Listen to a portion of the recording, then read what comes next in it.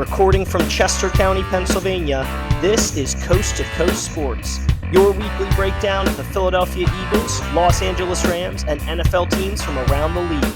We're recapping last week, previewing what's ahead, and bringing you all the takes in between.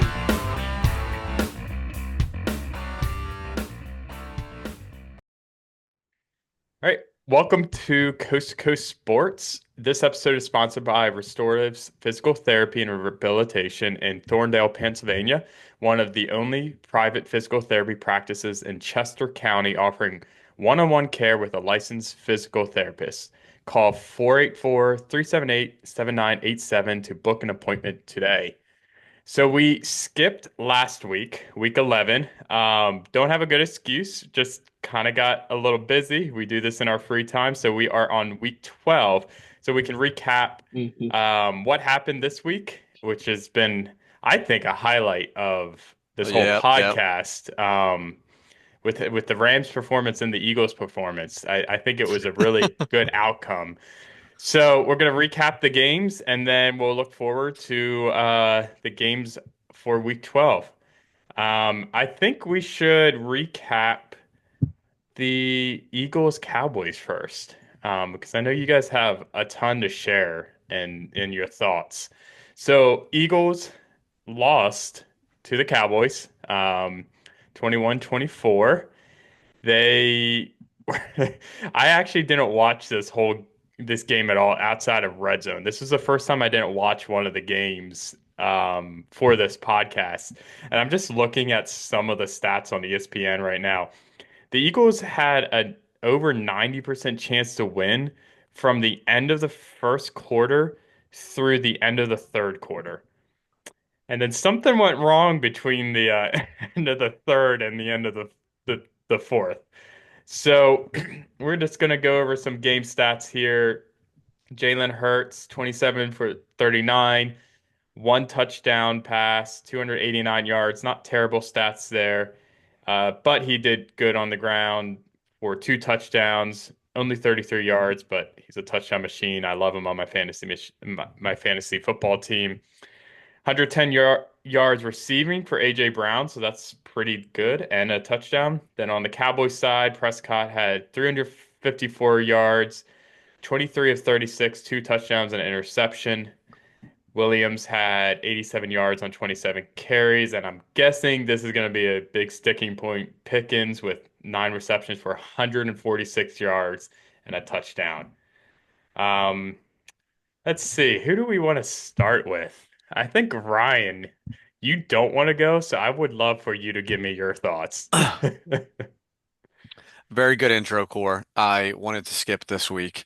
I don't know how teams and fan bases deal with their team losing. Like, I don't know. I couldn't imagine being like a Jets fan, um, Saints. Saints fan, Browns fan. I honestly would just kind of tune everything out and just not even worry about it.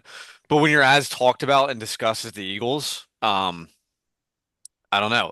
I think there's more eyes on it. I feel like I'm more involved in it, and it hurts more, but it's more exciting at the same time. So I think I'm going to I'm going to rank of why I think the Eagles lost. I think that's what you were referring to. And you came Yeah, up with baby. that your idea yourself, right, Yeah, Ryan? this is Yeah. an original thought.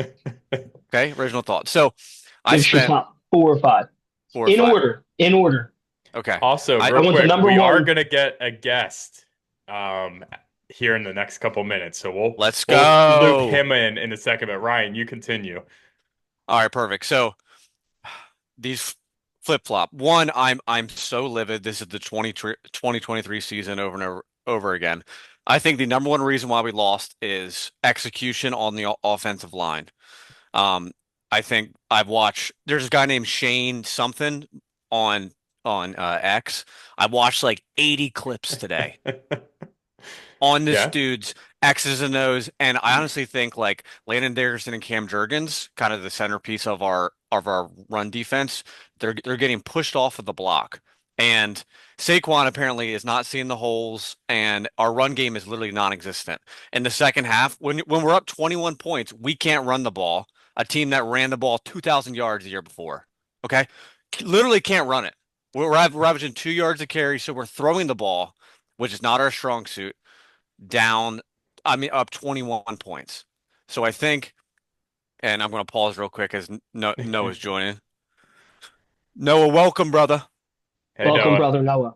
look at that. Now I'm very outnumbered now. Dude, Oh, here we go. Go. what an Go honor to birds. be on the chat. Let's go, dude. Welcome. All right, Dude, Noah, Ryan's in the middle of a rant. so I'm just going over the 4 or 5 reasons why I think the Eagles lost, and Okay. you can chime in soon. So, number one, I think it's offensive line and execution. Two, I think it's Kevin Patula. I cannot get over this man's play calls. I cannot get over these curl routes over and over again. I sent this to you guys today. AJ Brown was blocked by a defensive lineman in coverage. Like I've never seen a move. He literally turned around and just stared at AJ, and AJ went right into the zone he was in. It was like it was a joke. It was like high school, no, not even high school, middle school flag football. This is like the powder puff game. Okay, it is a joke. And I think third reason that why we lost. I think it's injuries and secondary. I think we moved Cooper DeJean, who's an absolute stud, to be hit cornerback 2 instead of in the nickel, and he got absolutely owned Yeah, by he got it. by George Pickens. George Pickens had 9 targets and he had 9 catches for whatever the amount that Corey kind of laid out. 46. And he was literally unstoppable. And the Cowboys should have scored more. CD decided to have the drops again, like he did in week 1. So I think we were decimated by that. We couldn't control the clock. We couldn't get off third down. So I think those are my top 3. I think 4 is just turnover, special teams. Like the Gibson fielded the ball on the half-yard line. There's like a 95% chance that ball is going in the end zone, brother. I kind of wish I What are we watched this doing? game. And Sidney Brown, oh my gosh, our season is going to go down because Sidney Brown is now a starter. Yeah, Sidney's terrible. That touchdown that Dak rolled out, threw it to the tight end that no one knew the name was. Sidney Brown was in the wrong spot. Shocker. Mhm. Yeah. And it is I am so upset. I'm mad. I'm frustrated. I don't want to waste my Black Friday on watching this team. And Oh, did they have the Black Friday game? yeah, 3 Friday, o'clock, baby. dude. There 3 we o'clock. go. So there goes my whole day of just like Laura was reading the book and I was sitting there and I watched every snap of this game for 4 hours. And I turned about and I said that was miserable. I had no fun, no enjoyment. I feel terrible. Why do we do this? And why do I hop on this and talk about it? Like this is just so dumb. Like I love it. that's all I got. Yeah, I love it. All right, Noah, welcome. You kind of heard Ryan's rant. What's your rant sound like right now? I love it. I love Ryan's rant. I think that a lot of mine is also very accurate with what he said. But I think that the number one problem is this team has like zero identity right now. I have watched them play, and they're 2 different teams in the same game. They will be one team in one half and another team in another half. And it has happened, I feel like, every single football game that they've played in this season. Yeah. And so, for whatever reason, the success that happened in the very beginning of the game on offense, I guess we just couldn't continue that into the latter part of the game. And then same thing on defense. It flipped. There were some injuries as well. But I've just seen, focusing on like the defense, and we didn't really see this yesterday, but I've seen the defense will be up. The defense will go into a prevent mode and immediately give up a touchdown. And so it's just like there's no consistency at all with this team. You don't know what you're going to get at any given time. They might put together a quarter of looking like the best team in football. They might put together a quarter of football looking like the worst team in football. And so they have no clue. They have no clue who they are. And I think a lot of that stems from the coaching, like we've heard. I mean, obviously Sirianni has proven himself to be a winning head coach. He won the Super Bowl. You know, he did his role very well last year. Mhm. But Kevin Patullo is just not the answer. Actually, one guy, his name never comes up, and he's to blame for a lot of it. His name is Kellen Moore. If he had have just stayed, we Where could is have he now? He's on the Saints, right? he's on Yeah. Head he coach. decided, he Oh, he's the decided, head coach. I didn't realize that. yeah, head coach He's of the probably getting fired. decided Yeah, right. he could become the next Kyle Shanahan, the next Sean McVay, the next up and coming offensive mind. Tried to do his own experiment of running a team, and it went horribly for him. hmm Instead, he could have been with the Eagles. We saw what they're coming in the last 2 games of the season last year, and what they could have been this year. And no, we had to hire internally. We got Kevin Patullo. This is a repeat of 2023. I have no confidence in the offensive scheme, in the play. I love listening to Eagles fans after one loss. Like We're you done, guys- dude. You're done. You're going on to the draft. Oh, You're Corey, like, I'll be the voice of reason today. Don't worry. okay, great. What is that voice of reason then? Yeah. Well, Noah's got to finish his rant, dude. Keep going. I want lots of rant. Come on, Okay. keep it coming. Okay. Yes. So, I lost my train of thought. But no, with Kevin Patullo, honestly, I'm going to give props to AJ Brown this year because I think he's handling it very well. Not only does the defense know what route's coming, obviously AJ knows what route is coming, and he knows the defense knows, but he's going to run it anyway because that's what he's called to do as a player. So everyone on the field knows what route is coming. That's the reason why AJ Brown is never open. And so you see him give up on routes a lot. It's because the defense already knows what's coming. So he's not to blame. He knows, and I would guarantee, or I would like to think that most of the Eagles players on the field already know that a certain play probably isn't going to work for them. And the defense sniffs it out, blows it up, and they're just all trying to be as positive as they can through this without putting Kevin Patullo under the bus. So yeah, so to AJ Brown for sticking in there and not being more of a diva than he could. First time we've heard any support for AJ Brown on this podcast. Yeah, it's true. It is. Noah's always loved AJ. He's on his fantasy team. Yeah. Oh, okay. Love AJ. Love Hurts too. I think Hurts is doing his job. Like yesterday, he played pretty well. Hurts doesn't turn the ball over, and we do well when he doesn't turn the ball over. I think that he could be more accurate throwing the football. I think if I'm going to fault him for one thing, it's accuracy, and but I don't necessarily think the progressions are his fault. I just think that play calling's terrible. He could be a little bit more accurate, like that Devontae amazing catch that he had. If he led him correctly, that should have been a touchdown. Devontae should have just caught the touchdown. AJ Brown's second also should have been a touchdown. If that was thrown a little bit more accurately, AJ would have been able to get both of his feet in bounds in time to score his second touchdown. So I think that just a couple minor things from Hurts' game. So I personally don't think it's the players. I think it's the scheme. I think it's coaching, and they've got to figure something out. They've got to add some spice to it because all the other defensive coordinators are just sniffing them out. So that's my rate. Well, you know what they say. Once you have 3 losses, you might as well just hang up the cleats. Yeah. It's over. So Year's over. Yep. Yeah. Go Mike, ahead, do Mike. you have any voice of reason for us?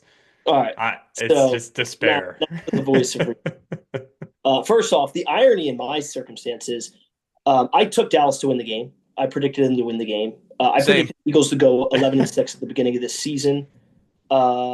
People call me negative when I make those predictions, but then when they lose to Dallas in this fashion, the sky is falling among everyone else I know who said they were positive. They're like, we suck, we're trash, this and that.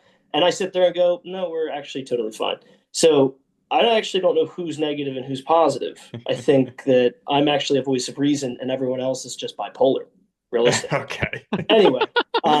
Roller coaster. I'm riding the ups and the downs. I'm on the Sure. Same, dude. Year's over, but continue. Yeah, I'm gonna go. a couple of points to counter what these guys are saying. So one is, I think Dallas is currently better than most people think. Statistically, offensively, they're competing with the Rams for being the number one offense at home. So when they play in Dallas, I truly believe they're the hardest offense to shut down and stop throughout 4 quarters of a game. Yeah. I mean, they've always had one of the best home fields up there with Lambeau. Yes. Yeah. Secondly, defensively, people don't realize what they've gotten back. So everyone looks at, Dallas defensively, they're ranked 29th in pass defense and rush defense. They're basically near last on most facets, except they just got Quinnen Williams. They got Demarion Overshown back, who's basically their best linebacker. They obviously have Kenny Clark from the Packers in that trade from Mike Parsons. And so they've actually started to piece together. They picked up Jadeveon Clowney. I'm not saying Clowney is what he used to be, but they've actually picked up enough pieces to make themselves not the 30th ranked defense. I would put them middle of the pack, around 15th. And that actually makes a huge difference in a game like that, because the Cowboys from a month ago would have given up those 3 touchdowns and folded, and the Eagles would put up 50 points in that game, or in the 40s or something like that. But they had a different defense out there. And so not enough people are going to give that credit. And they're gonna say the Cowboys defense is trash. Eagles should have toasted them. Not true. That defense is actually very formidable, and their offense is up there with the best in the league at home. Secondly, people are going to forget that in this game, the Eagles defense relatively dominated in terms of creating turnovers and preventing Dallas from scoring until early in that second half. Within a span, I counted, it was like 12 plays. Makuba goes down. By the way, he's probably done for the year. He fractured his ankle. They lose Blankenship to a hamstring. They lose Ojomo the rest of the game. I don't know what he had, a stinger. And they lose Adoree Jackson. And I know we totally crap on Adoree. But the moment Ringo came in, dude, he's not ready. Like, Ringo just comes in and just gets owned by Pickens multiple times. Adoree got burned about 2 or 3 times, but it was like he kept it in check. The moment Ringo and Sidney Brown came in, totally different ball game. Like, we started getting lit up. Mm-hmm. I wish I had a stat of like, hey, how much offense did Dallas put up once those guys came in? It was the majority of their offense came in after we lost those guys. So you can't get mad when Sidney Brown sucks, because we know he sucks. And you can't get mad when Keely Ringo comes in, because we know he's trash as well. Like, that is what it is defensively. Like, Pickens is going to eat all day, and Sedarian DeLeon, again, CeeDee Lamb is trash. The guy can't catch a ball for his life. He's the next Kadarius Toney. So, and then the third aspect of this is that so many drives offensively weren't killed because, like, what kind of play call is that? It was just penalties. Like, third quarter, Eagles are driving. They hit Goddard for a 25-yard gain into the Dallas 40 or 38-yard line, and they call an illegal formation, which was complete baloney. It was BS. Then later in the game, a few drives later, they hit Goddard again for 15 yards down the sideline. Devontae. They called Devontae Smith for offensive pass interference. He literally got shoved and held. It was a penalty on Dallas. They called it on him. We did get shafted on those around calls, the same time. CeeDee Lamb goes up, hits I think it was Ringo or somebody or Adoree in the helmet, pushes him up. You stiff arm. Yeah. Right? And they don't call it. So the refs, and it's not like it was there was a missed call on for Dallas too. Like the running into the punter, our guy hit the ball, their guy hit the ball, ran into our punter, they gave the flag. The refs were terrible. The refs were bad on both sides, but heavily towards us on multiple calls. That always happens. I don't understand. We lost the Super Bowl because of James Bradbury's pull, but because of a holding call. Okay. But to that degree, dude, when you look at flags and you're like, there's 14 on us, 6 on them, and we earned a bunch of them. We earned probably 10 of those flags. 4 of them were BS calls that killed our offensive drives. Dude, I don't know how much I'm getting mad at our offense when it just kills your mojo. Now it's 1st and 25 at your own 30-yard line instead of being on their 38. Dude, that's the difference between 7 or 3 points. I mean, that happened multiple drives. I mean, that's the game right there. So you guys can get mad if you're like, oh, I'm blaming the rest. But if you miss a call, if you miss 2 calls, but when you make up to 4 calls like that, you start to be like, dude, I don't know what you can do offensively. The Rams are elite offensively. If the Rams against the Buccaneers had 4 different drives where they had a 30-yard gain called back 15 yards for a penalty, they wouldn't have scored 34 points. They would have scored 20 points in that game. We would have still won. Name it for any team. So, or he's going to say, well, we can't get penalized because the refs are like us and all that, which I get it. The check's always clear, okay? It's not on us. So, so the last thing I'll finish on, and this is my whole I'm basically pushing back against everyone freaking out. Last year, we lost in Washington. We went up 21-7. Jalen got concussed, goes out. We lose the game with Kenny Pickett. All hell broke loose. The sky was falling. We're done, and we went and won the Super Bowl. So, everyone kind of needs to calm down a little bit because statistically, Jalen is actually playing better than he was last year. And statistically, you're correct. Our run game's terrible. Our run game is ultimately the problem in addition to Petula. His play calling, I think, is pretty. I don't think he sets the offensive line up for success. But guys, go look at it statistically. Right now, Jalen has some of the most amount of time in the pocket to throw the ball. The offensive line does a fantastic job pass protecting for him. They can't open a hole for their lives, and it's still hard to figure it out if it's their fault or if the defense just is loading the box and knows what's coming. And it's and I think it's a mix. I think it's some of the O-line is struggling with run blocking. And we did find out that Saquon, he's trying to he dances. That's what he does. I've studied him since college. Dude, that first down that he did not get. Yes. That literally was the game. All he had to do was run hard forward. And so what the Eagles are missing this year is they don't use Bigsby enough. Last year it was Gainwell. Dude, we put Gainwell in for 5 or 6 plays, and the dude would just run hard. And on that 2nd and 10, he would get the first down. He wouldn't leave you at a 3rd and 3. And if you don't convert, all of a sudden it changes the game. Okay, so but anyway, there are issues to fix. I think they're fixable. They can be worked on. And the sky's not falling. We're 8-3. We're still going to win the division. Honestly, Dallas just killed their draft stock. They're about to.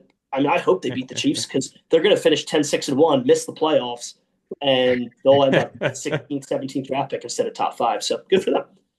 Dallas will make the playoffs as the 6 or 7 seed, and they will go into Philly and beat them. We have to make a bet on whether Dallas makes the playoffs. Who's betting me? 100 push-ups?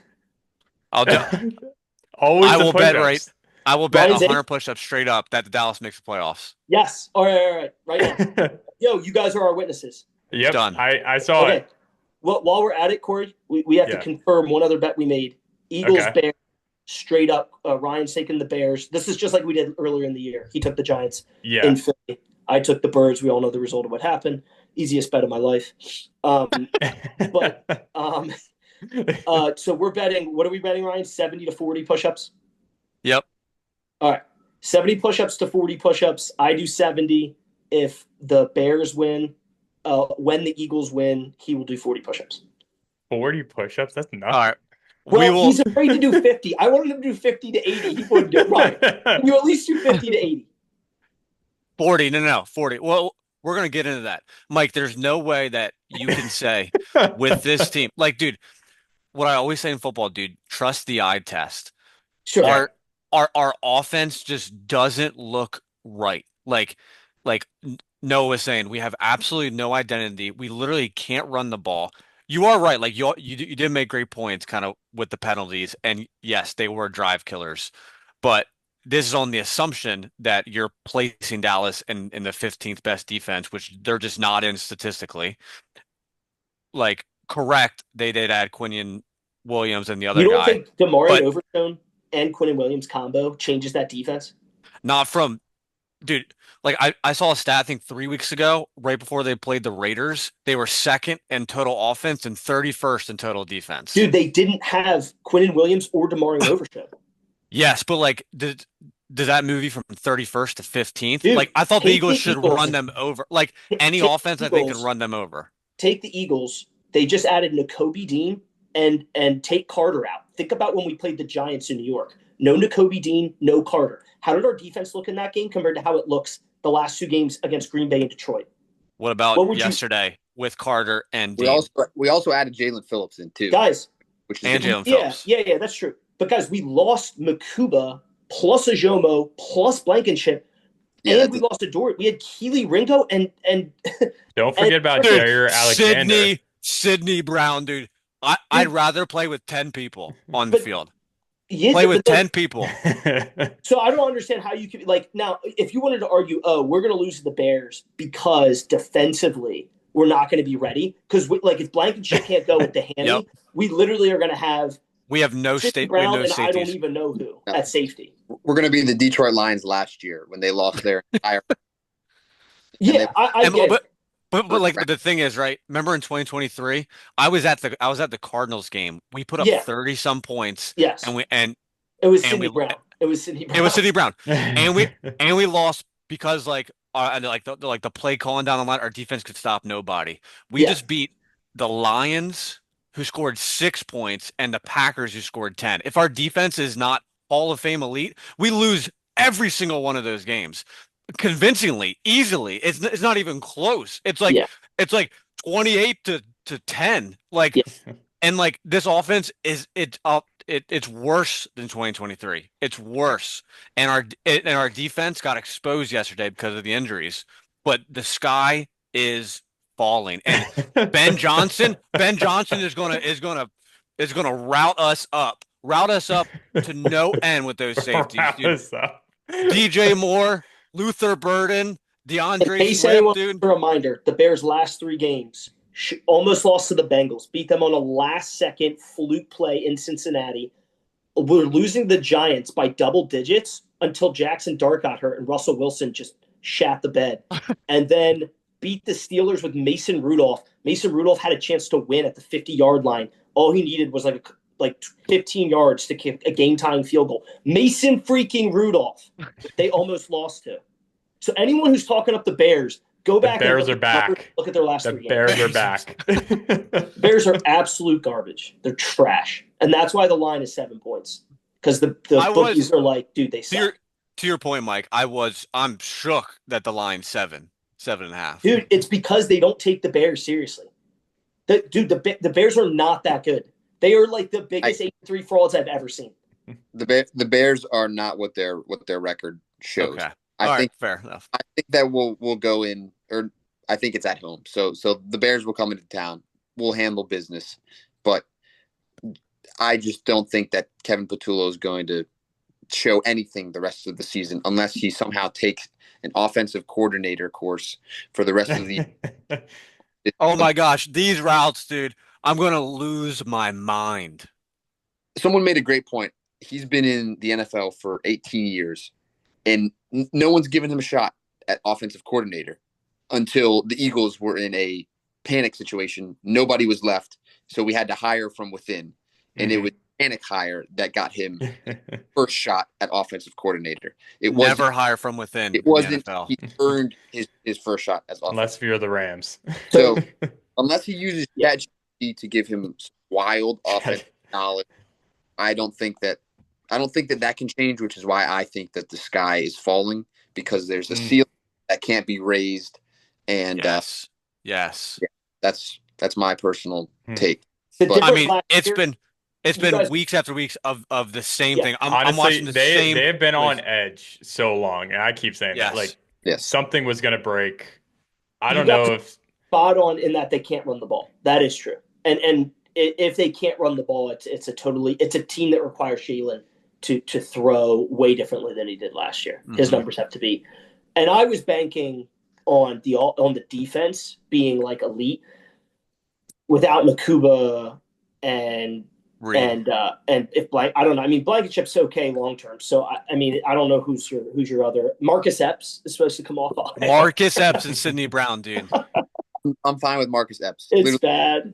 It's so bad. Dude, I bet Corey can't even name the Ram safeties. Name me the 2 Ram safeties right now. Starting. Don't look it up. Curl is one of them. All right, so you know one safety. Yeah. All right. Well, see, he doesn't even know the other safety, and they're good. because we're insane as Eagles fans, dude. Also, can we get Saquon some new cleats? Can I give him anything to stop falling all over the place? Yeah, I know about that more than anyone else. He had multiple ankle sprains when he was at Penn State while I was there. He then had multiple more ankle sprains significantly with the Giants. The dude has flimsy ankles. I kid you not. When your ankle sprains and when you tear the ligaments and stretch them, you can get surgery, but then you do it again, and they just keep getting stretched out and stretched out and stretched out. You don't have ankle stability anymore. So I truly think his ankles just aren't that good. Like his ability to plant and cut, it's honestly, not the same as it used to yeah. be. His It's honestly a great the ankles, point. and they'll remain that way. Because I do even remember him slipping a decent bit last year. Even though he killed it, not like to the this. same degree. The response now needs to be Tank or Bigsby or whatever. Bigsby needs to be a much bigger part of this offense. Split carries, and if he's not, you put it on Petula because Petula needs to stay to Saquon. Hey, we're going to give you carries, but it's not going to be the same. We need a guy who hits the whole hard, gets us 5 yards instead of dancing and getting 2. It's a huge difference when totally you agree throughout the game. Yeah. All right. Well, I think that about wraps it up for the Eagles discussion. When we come back, we'll go over the Rams Bucs game, and then we will look forward to the next week. Bring more fun to your rounds with Birdie Board, the golf app designed for matches with friends. Choose the format you love: stroke play, match play, Stableford, with or without teams, handicaps or not. Invite your friends, and Birdie Board does the rest. Just enter your score and focus on the fun, while we keep track of everything, including stats like lowest score and worst hole. Download Birdie Board today on the App Store or Google Play, and let the games begin. Listeners, sorry for the delay.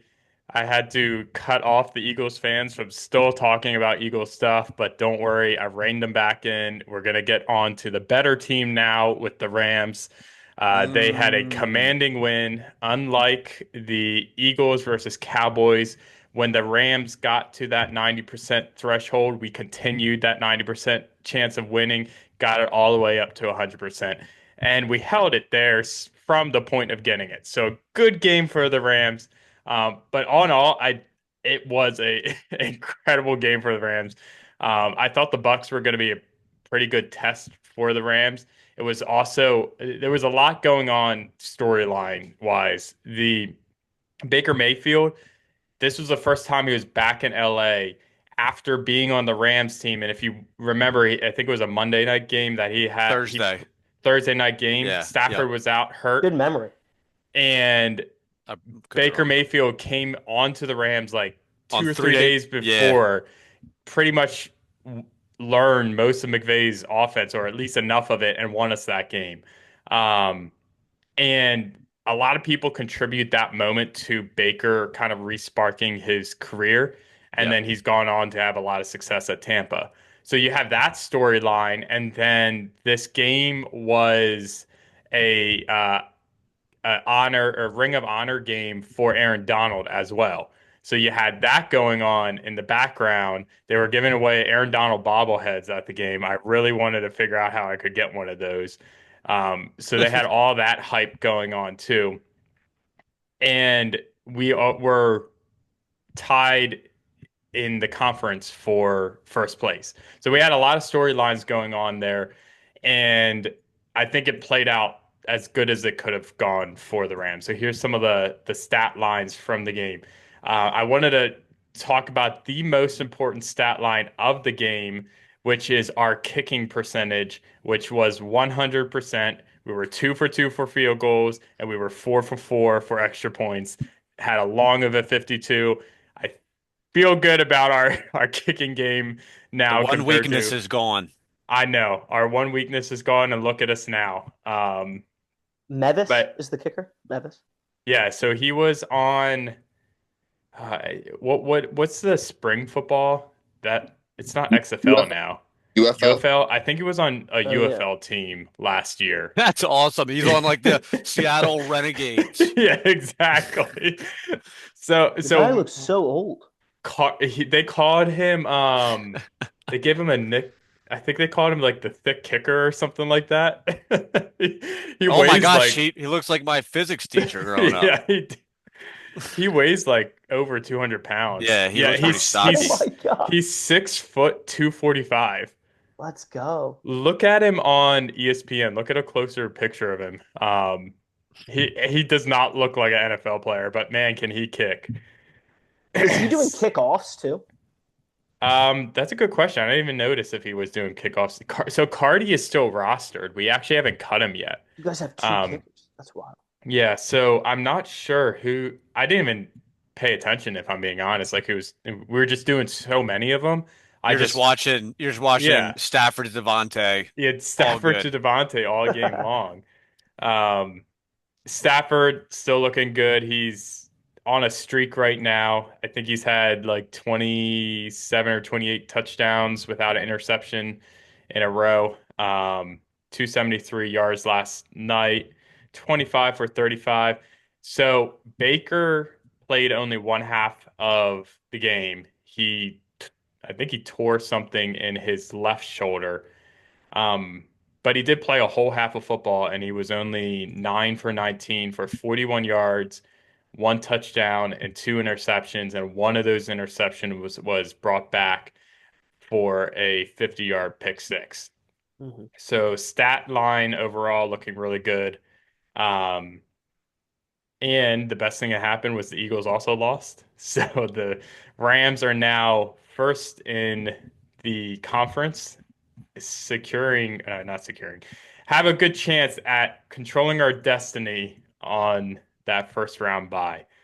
I know, Mike, you said one of your biggest concerns was their defense. I am not concerned anymore about the Rams defense. We have, Mm-hmm. if you look at, there's so many stats that point to us being actually one of the best defenses in the league right now. We are in the top 5 for turnover margin. For points against, we are the number 1 team in the whole NFL with only 179 points against right now. Playing some good teams too along the way. If you watched it, our corners they're playing lights out right now. I mean, they're just Mm-hmm. getting to the wide receivers so quickly. Mm-hmm. So I'm really confident with the Rams overall. But anyways, I'm probably going to sound pretty biased, but I do think the Rams are the best team in the NFL right now.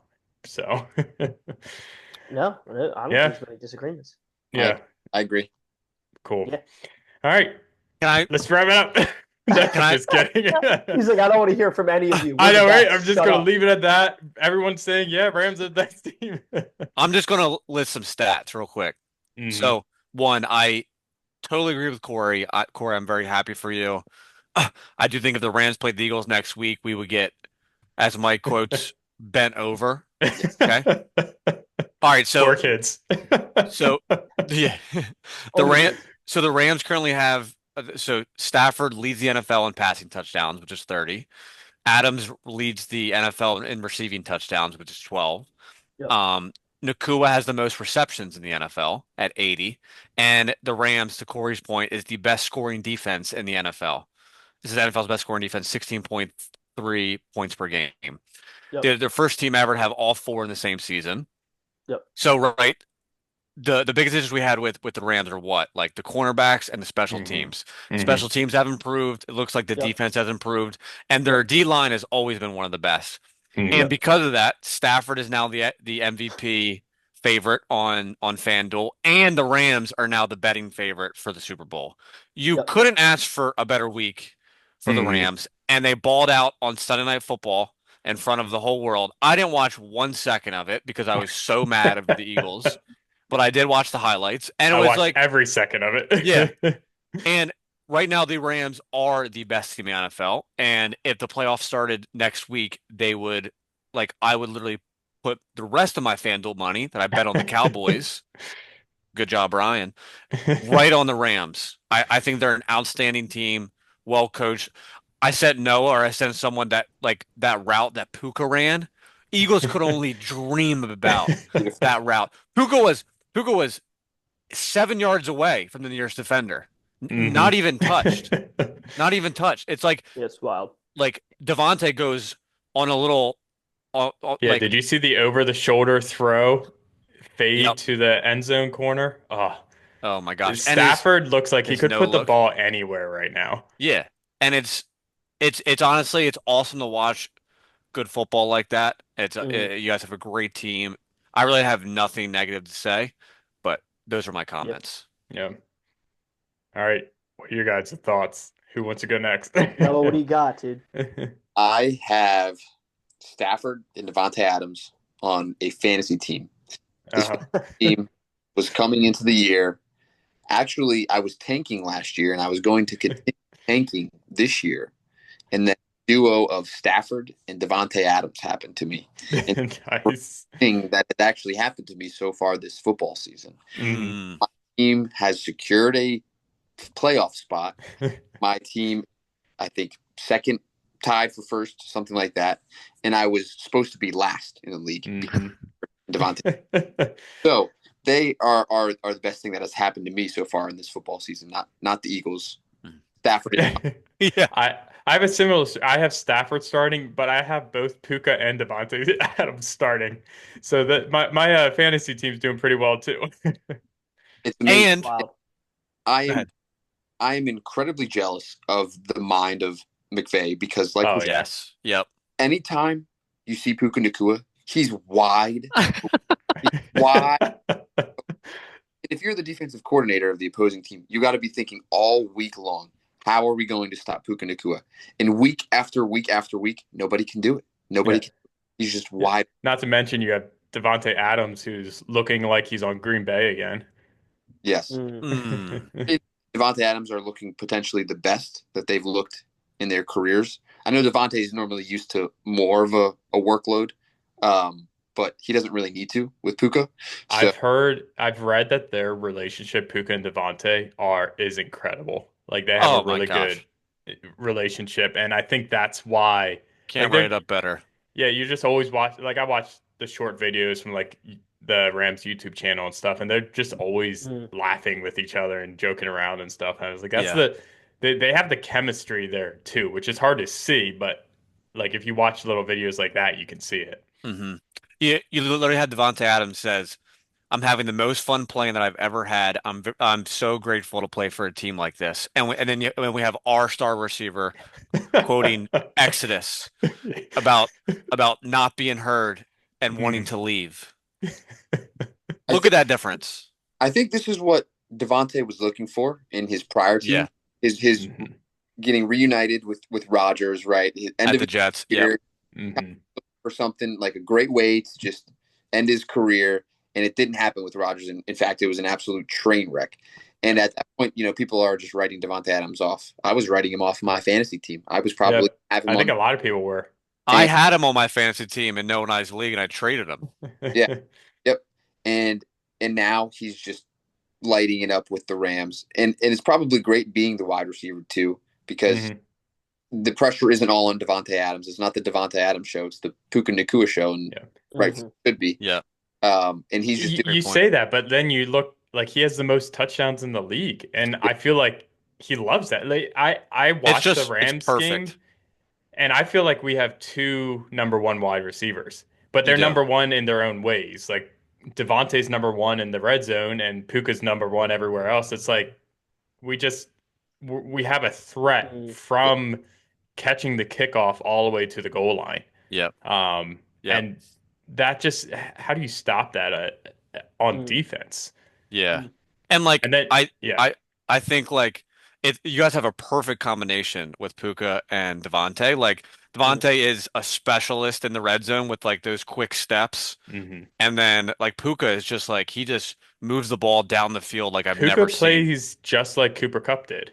Yeah. He does. He just moves the ball down the field. Yeah. Dude. He's bigger than Cooper Kupp was, but he blocks like Cooper Kupp did. He's about the same speed. And we haven't had him for a couple of games, but Tutu Atwell is usually the one who lengthens the field for us and is our deep ball player. Yeah. So we don't even have our normal wide receiver core right now, which is scary. Yeah. All right, Mike. I would just like to remind everyone back in week 4. Here he goes. 3. Honestly, that's looking pretty good, except for the Lions. The Lions aren't looking very good. Wait a second. The Lions just won. Okay, they still won the game against the Giants. You just wrecked the Bears for barely beating. They beat them in overtime. I did, especially against Jackson Dart. But dude, Jameis Winston's a freaking stud, dude. Baller. Did you guys see his baller? Did you guys see his touchdown? And then he went like this. The ball. Dude, he came back to the ball, juked out the defender, broke the tackle. I've never seen a quarterback do that in the NFL in my entire lifetime. No. Unbelievable. And then he danced perfectly in front of the camera. I was like, this is all the Hall of Fame clip. Total show. He's a show. He's going to make the Hall of Fame as a backup quarterback. Yeah. I actually still think I'm going to nail these top four in perfect order. Bucs too? I think the Bucs, dude, the Bucs are going to win their division. It's just. You have them at 12-5 though.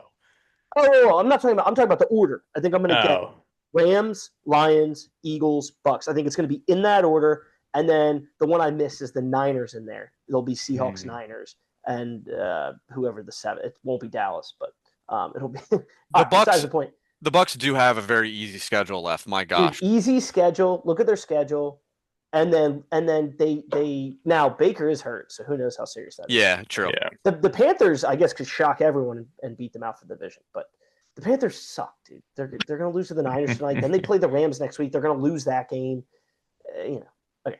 I don't know how much. I mean, look, there isn't like too much more to add to the Rams because, like, I mean, I'll admit these two things, and Ryan said them. I called into question the special teams. They replaced Cardi with the Mevins guy, which was a great point. Yeah, they needed to do that. That's something the Eagles should have done last year. With he was playing terrible. Him. I'm surprised we still have him on our roster, but yeah, I would do it for kickoffs because he is a good kickoff guy. Yeah, but who carries two kickers? You don't. Yeah. So I don't and know we're one of the few teams that carries an extra quarterback too. So yep. And then I called out the right. I never called out the. I always have thought that the D line for the Rams is elite. And the linebackers are good. Just the secondary. Yeah. Hey, the secondary is susceptible. He's been playing so well dude, lately. Landman's unbelievable. But these guys from Forbes, I mean, I think I don't know what happened. I don't know how Forbes did what he did because I watched the Rams get absolutely picked apart by an Eagles offense that is so dysfunctional and can't move the ball. And it's one of those things where it's like a week by week thing, right? I mean, the Eagles can go off like that in a week, but are they going to do that? Well, remember too what you said. It's like beginning of the season. Yeah, we're still gaining. Like teams are still trying to figure things out, getting their groove and stuff. Mm-hmm. And the Rams aren't typically known to be like a defensive powerhouse, so sure, it makes sense to me that if we were sitting here right now and saying, "Oh, the defense still isn't good," I'd be like, "Okay, yeah, that's fine, but our offense is firing on all cylinders." But I think what to me is the most surprising is how good our defense has played lately, but also how it's improved since that game. Yes, and I think that I called it out saying, hey, I think that the Rams secondary is trash, and I do think it was trash. I actually think it was. I think they've definitely improved a ton in how they're playing. It could be their scheme. Look, they picked off Sam Darnold 4 times. They're creating turnovers at a pretty alarming rate. And they picked off Baker twice, one for a pick six. They totally got in his head in one half, and then of course he was out of the game. So, but they're playing good quarterbacks, and they're really playing well against them and shutting them down. When I'm looking at the Rams, and Corey, I'd love to get your take on this. With any team, I look at it and say, okay, the Rams are the best team in the NFL. Anyone who argues with that, I think, is relatively foolish. They could try to argue for the Pats or Broncos, but it's just not true. Like, if you had to take a team to win it all right now, it's the Rams. I would take the Rams over them. They should have the best odds in a second. Especially with the experience difference at quarterback. Yes. So my three big, okay, what would the biggest limitations be to the Rams? It would be, and most of these are out of their control anyway. One, Stafford gets injured. If Stafford goes down, I truly think, I don't even know who their backup is. Stetson Bennett. Oh, no. Yes, Garoppolo. I think they could be formidable with him. I don't think they're winning a Super Bowl with Garoppolo. He loves him. And I think when Stafford retires, Garoppolo will be our starter. Is the next guy. Okay. Man, so, the Niners had anyone but him. They would have won multiple Super Bowls. So true, dude. He's such a choke artist. Anyway, if Garoppolo, if Stafford were to go down because he is an older quarterback and got hit and whatever, and Garoppolo came in, I would say Rams aren't doing it. They're not doing it with Jimmy. I'm sorry. They would make a playoff run, I still think. But, people said that about Nick Foles. They did. That is true. But if Jalen got hurt and McKee came up as the backup, the Philly fans would be like, "Yo, this could be an upgrade, legit." They would actually think that. Whereas Stafford goes down, you guys are like, "This is brutal." Yeah. 2 is you guys could lose the division. Yes. So reminder, Seattle's 1 game back. They still play in Seattle. Yeah. And the But we own Seattle. Seahawks, you guys do own Seattle. You guys straight up, and you own Sam Darnold. That's the fact. Yeah. Seattle's about to play the Vikings and the Falcons. So, okay, that's a joke. Then they go Colts, Rams, at the Panthers, at the Niners. That 4-game stretch will dictate whether they're able to pass you guys for that spot. It's just, again, it's crazy that, you guys could technically, like, it's going to be like last year with the Vikings and the Lions. The loser of that division and wild card team, the 5th seed, could be 13-0. Yeah. That's the reality. So if you guys somehow, I don't know, didn't win the division, now it's like you got to go on the road through the playoffs. Different story. Mm-hmm. That would be the second reason you guys end up not being able to do it. Lastly, this is kind of just, I don't know, something if you want it to be. But Corey, I want to know if you agree or disagree. Is just the fact that you guys really don't have home field advantage. Like, it doesn't really We exist. don't, You have a great no. team.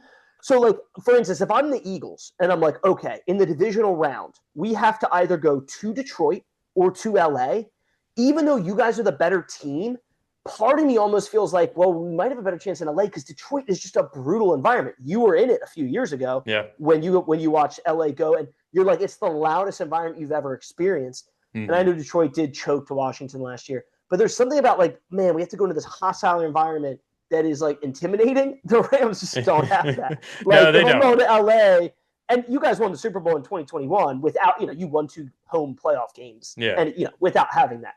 You basically won an away playoff game at home in the NFC Championship against the 49ers. Yes. Props to you. So I just think, again, it's funny. Like, so I'll say if you're an opposing team, I don't think you want to play the Rams as they are right now. If we're talking about just environment, then yeah, the Rams environment is probably one of the best to go to. But man, I can't imagine that would, like, you would make that your deciding factor. Yeah. And like, the Rams are used to that. Like, it's always if we're playing any big fan base, like Eagles, Cowboys, I'm not even gonna say Niners, they're just annoying. Like, the stadium's just not ours anymore. But if we play like normal fan bases, like Tampa, it was a Rams home game. Like, you could hear the energy. Seahawks doesn't are have fans. Honestly fine. They literally too. don't have fans. Yeah. But I think what's interesting is the Rams' schedule for the rest of the season. Yeah. We really only have 2 games that could be. Yeah, we play Carolina. I think that could be a trap game because Carolina could be seeing that as like a prove it game, and the Rams could very easily, like we've seen with other teams versus Carolina, go in there and lose when they shouldn't have. Arizona is just terrible right now. Detroit's going to be an interesting one because we have not beaten Detroit since Matthew Stafford has joined the Rams. Then we play Seattle again, which I feel fine about, Atlanta, and then Arizona to close the game of the season. So really, I think the biggest games the Rams need to watch out for are make sure Carolina's not a trap game, finally beat Detroit, and then make sure we clean things up with Seattle. I think you guys will own Detroit. I think you guys will own Detroit because it's time for revenge there. I do agree. Panthers is a potential, and I think Seattle's still going to be tough. I think it's going to be tough too, especially if we get to week 16 and Seattle is still 1 game back from the Rams, or maybe they're tied by then. Like, it could be the divisional game. Yes. And it's a Thursday night game too. The reason you guys have a big advantage, though, Corey, is Seattle, like I said, they still, after they play you guys, have to go to Carolina and then go to San Fran. Yeah. And they might be competing with San Fran at that point. San Fran's fighting for a playoff spot, stay at that 6th seed. Mm-hmm. That could be schedule, the game. Like, if the Rams won versus Seattle, that game could be the deciding factor for who gets like the 6th or 7th seed between Seattle and the 49ers. Yeah. And Dallas. And Dallas, of course. Yeah. Dude, the Niners... Well, no, Dallas is going to win the division. Yeah. Oh, yeah, there you go. Oh, dude, that would be... Could you imagine Philly radio? Hey, Ryan, you have 2 ways to win this bet. 100 push-ups is they Dallas wins the division, or Hey, it's hard to see because the Eagles still play the Raiders, the Bears, who are trash, and and then they're going to play the Commanders twice. Right. could you imagine if we go to that Raiders game and they beat us? Bro, it would be so painful. It would be the Cardinals. It would be the Cardinals. That to Ryan be the Cardinals. Officially the worst luck ever. I'm going to bring a Rams hat to the game because if the Eagles lose to the Raiders, I'm going to take off the hat. I'll let you borrow one of my Rams hats.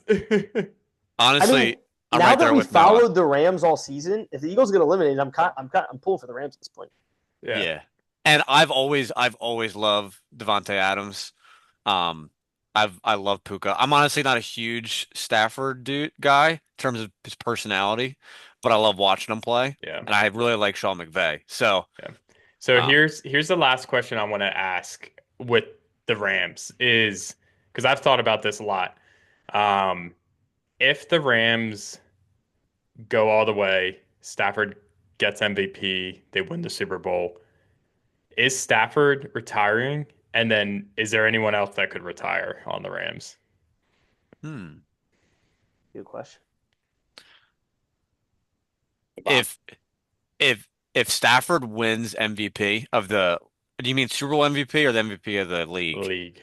Yeah. I don't know how you retire No, there's no way. when he's producing at this much of a high level. So Like, even if he top of the wins the world. Super Bowl, Yeah, I mean, like the only thing I can think of, right, is like Peyton Manning when he went with the Broncos. I think he retired He did. last year, but he won the Super Bowl and retired. He was terrible though, wasn't he? He could barely throw the ball. Yeah, He was throwing ducks through the air.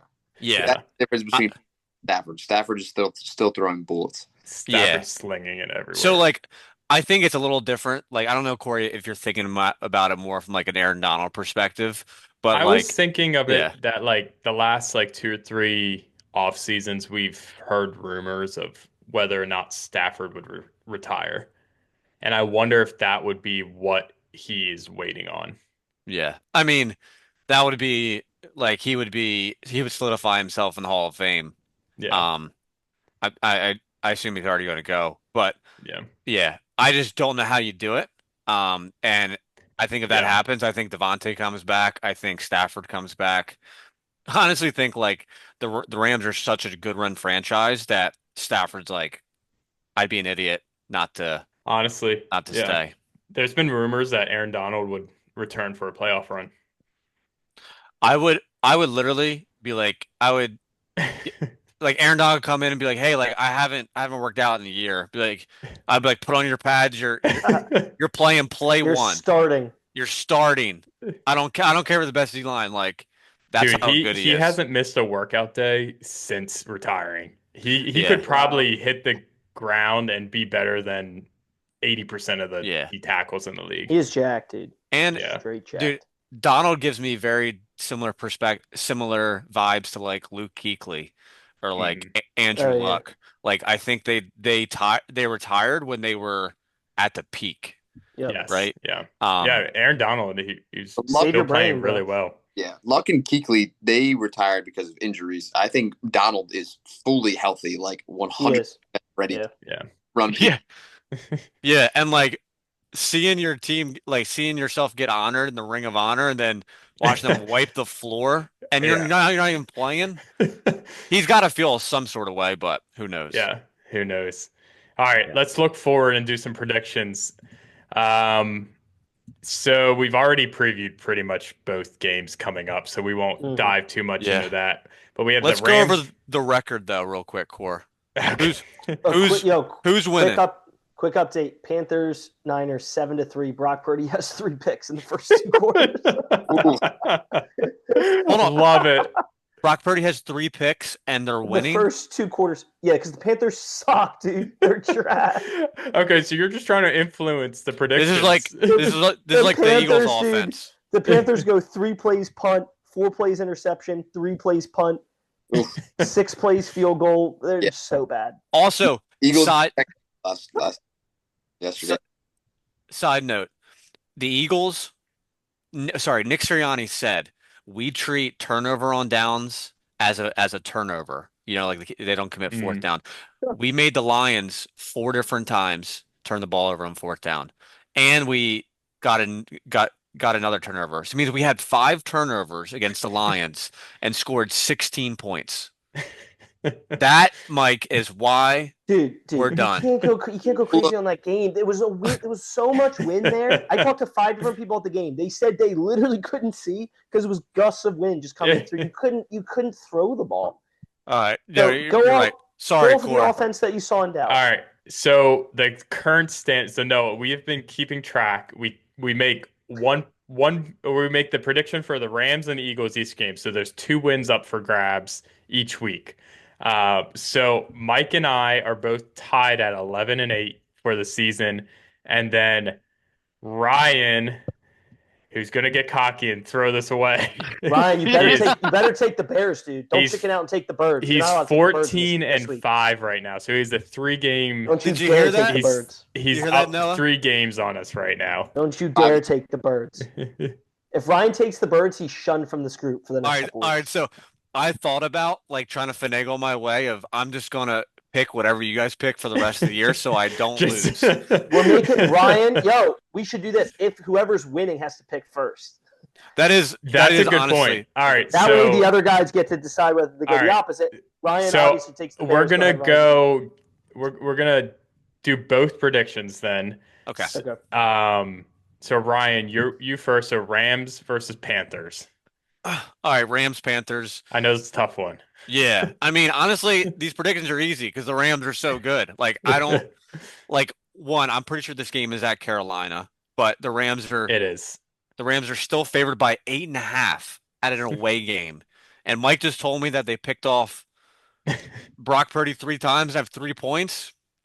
What are they going to do against the Rams defense? They're trash, dude. That's ranked number 1 in that whatever points per game. They're done. Mm-hmm. And I just don't think Bryce Young can throw the ball over Jared Verse coming in at right. Boom. Kobe Turner too. Yeah. I mean, you guys are beasts. So yeah. I would say I do think the semi-trap game in terms of just I don't know if the Rams offense would be clicking like they did on Sunday night. So I would say 24-10. But I think convincing win. All right. And then what about Eagles versus Bears? All right. Fly, Eagles, fly, Mike. Don't you dare. If you take this is pathetic. This is literally pathetic. I'm calling you out. This is so pathetic. Take the Bears, dude. All right. So I will, because I complain so much about the Eagles, Mike's right. Yes. I have to pick the Bears. I do think Ben Johnson has an Ivy League degree in play calling. And Kevin Patula is at Eagles Nest, Noah. Is at our middle school level. So he is. You're not wrong. So I do think if the weather on Friday is difficult or bad, I do think the Eagles are going to win, personally. But I think if it's ideal conditions, no wind, if the Bears offense can get rolling, I think the Bears are going to win. So I'm going to ride with the Bears 27-24. I can't believe I'm picking the Eagles to score 24 points. I think Caleb Williams is going to fumble it into our end zone and someone's going to fall on it. But I think the Bears beat us at home, and then Eagles radio and the Eagles season is officially up in flames, and I will officially leave this podcast. And Noah will replace him. This is actually Noah's tryout right now. Here it is. Oh my gosh. Yeah. All right, Noah. 20 mile an hour winds. What's your predictions, Noah? Let's start with Rams Panthers. I think that the Rams are going to cover the spread. I think the Rams are hitting their full stride right now, and the Panthers are just simply not. I think the Rams are going to go into Carolina. It's in Carolina, right? Yeah, it's in Carolina. Yeah, we're going to go in there, and they're going to blow them out of the water. They might win by 14 points. The final score, I think it's probably going to be I think it's going to be 30-14. Okay. So more than 14 points. Complete blowout. Nice. Rams are going to win. Eagles, Bears. Mm-hmm. Yeah. Eagles, Bears next. Yep. Bears next. weather's not looking good in Philadelphia. Right? I'm hearing 20-mile-an-hour winds, but sunny and 40 degrees. sunny, 40 degrees. Might 40, be windy. 40-mile-per-hour winds. Okay. 20 mile an hour. 20 mile an hour. Okay. So 60-mile-an-hour winds. 80, yeah. 80. Hurricane level 3. There'll be a hurricane in the stadium. I think it's going to be a low-scoring game. I think that the Eagles are going to somehow figure out a way to hold Caleb Williams in check. I think Caleb Williams has been making himself look like a superhero against these teams that are not as great.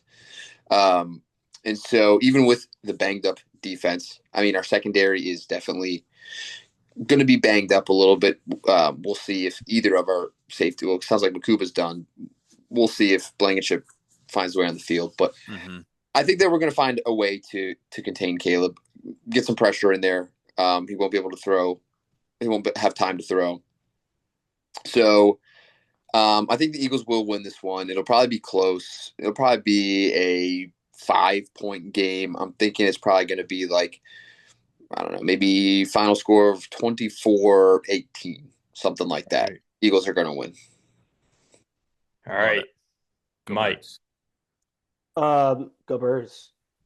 Rams, I just saw the score in my head. Noah was close, just slightly off. 27-13. Or 27-14, sorry. 27-14. Rams take it. And then Birds will be 23-20. 23-20 Eagles. And what right. do we get again if we get the score correct? Pride. Yeah. So We're done with that. No, I got a score prediction correct, and they give me no props for it. They're like, oh. He gets the I have it- tiebreaker, Noah. I have it highlighted I do get the tiebreaker. as a darker green color in the Excel sheet. Oh, that's tiebreaker right there. I love it. Yeah. All right. So out of all that, the only difference is Ryan picking the Bears. Other than that, we've all picked the same. The biggest spread for the Rams was Noah with 30-14. And then for the Eagles, let's see. Yeah, Noah had the biggest spread at 6 points. So Noah, you're expecting the biggest blowouts out of all of us. There we go. Awesome. Well, I think that's it for this week's episode. Thanks for listening, everyone.